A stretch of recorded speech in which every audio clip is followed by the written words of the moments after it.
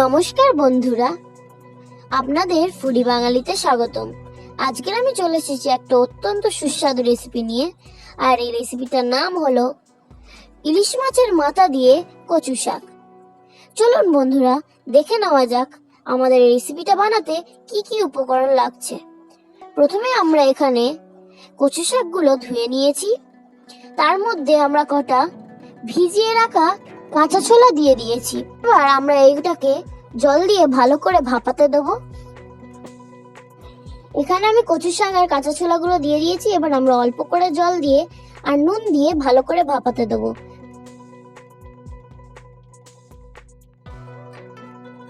আমরা ঠিক কাটায় কাটায় 10 মিনিট পর ফিরে এসেছি।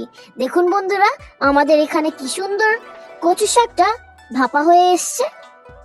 এবার আমরা ভালো করে নাড়িয়ে নেবো। নাড়িয়ে নেওয়ার পর আমরা চলে যাব নেক্সট স্টেপ। তো দেখুন বন্ধুরা, আমরা এখানে 4 পিস ইলিশ মাছের মাথা নিয়ে নিয়েছি। আর তার মধ্যে আমরা নুন, হলুদ আর লঙ্কার গুঁড়ো দিয়ে ভালো করে মাখিয়ে নেব। মাখিয়ে নেওয়ার পর আমরা চলে যাব নেক্সট স্টেপে। এখানে আমরা গ্যাসটাকে অফ করে দিয়েছি। দেখুন বন্ধুরা, আমাদের কচু শাকটা একদম তৈরি হয়ে গেছে। আমরা এখানে এটাকে এবারে ছেঁকে নেবো একটা চুবড়িতে নিয়ে। দেখুন বন্ধুরা, আমরা চলে এসেছি নেক্সট স্টেপে। আর এখানে আমি কড়াইয়ে সর্ষের তেল দিয়ে দিয়েছি। এবারে যে ইলিশ মাছের মাথাগুলো আমরা ম্যারিনেট করে রেখেছিলাম ওগুলো আমরা একে একে দিয়ে দেবো। দিয়ে আমরা ভালো করে ভেজে নেব। দেখুন বন্ধুরা, এখানে ইলিশ মাছের মাথাগুলো আমরা ভালো করে ভেজে নিয়েছি। এইবারে আমরা চলে যাব নেক্সট স্টেপে। এবারে কড়াই যে মাছ ভাজার তেলটা ছিল ওতে আমরা প্রথমে কালো জিরে দিয়ে দিলাম। কালো জিরে দেওয়ার পর আমরা কুচনো পেঁয়াজ দিয়ে দিলাম। কুচনো পেঁয়াজ দেওয়ার পর আমরা একটু ভালো করে নাড়িয়ে নেব।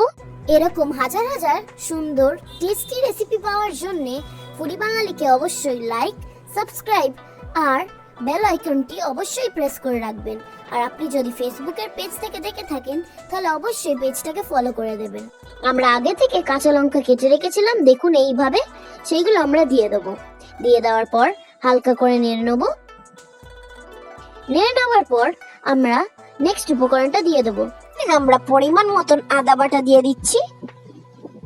দিয়ে ভালো করে নাড়িয়ে নেবো। নেড়ে নেওয়ার পর আমরা চলে যাব নেক্সট স্টেপে।